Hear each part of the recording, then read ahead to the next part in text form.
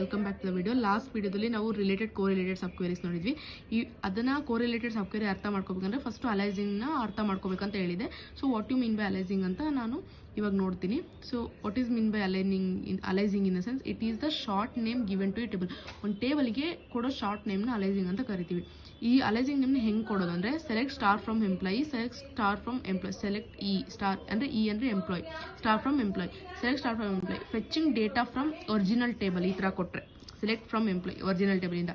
ಅದೇ ಈ ಥರ select E star from employee ಅಂದರೆ fetching data from alias table, it was not occupy any space. ಇದು alias ಟೇಬಲ್ಗೆ ಕೊಟ್ಟಿರುತ್ತೆ. ಒರಿಜಿನಲ್ ಟೇಬಲಿಂದ ಸೆಲೆಕ್ಟ್ ಮಾಡುತ್ತೆ. ಈ ಥರ ಕೊಟ್ಟರೆ ಅಲೈಸಿಂಗ್ ಟೇಬಲ್ ಆಲ್ರೆಡಿ ಫಿಲ್ಟರ್ ಮಾಡಿರ್ತಲ್ಲ ಅಲೈಸಿಂಗ್ ಟೇಬಲ್, ಅದರಿಂದ ಫೆಚ್ ಮಾಡುತ್ತೆ ಡೇಟಾನ. But it was not occupy any space ಅಂದರೆ ಇದು ಏನು ಸ್ಪೇಸ್ನ ಆಕ್ಯುಪೈ ಮಾಡಿರಲ್ಲ. ಸೊ ಅಲೈಸಿಂಗ್ ಇರುತ್ತಲ್ಲ will be usually in joins and in sub queries. Aliasing is useful in correlated sub queries where we need to treat single folds as multiple table.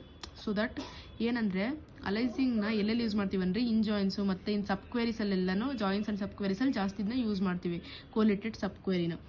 Okay, thank you guys.